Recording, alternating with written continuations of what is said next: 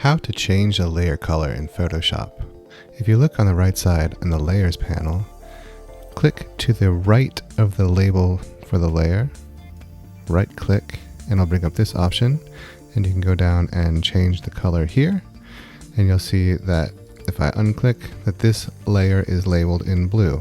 This can be helpful if you have multiple layers and you need to keep them organized. For example, in this document, if I wanted to change the color of all the layers that have active layer masks, I could highlight one and then command click or control click on a PC, every single one to keep the selection.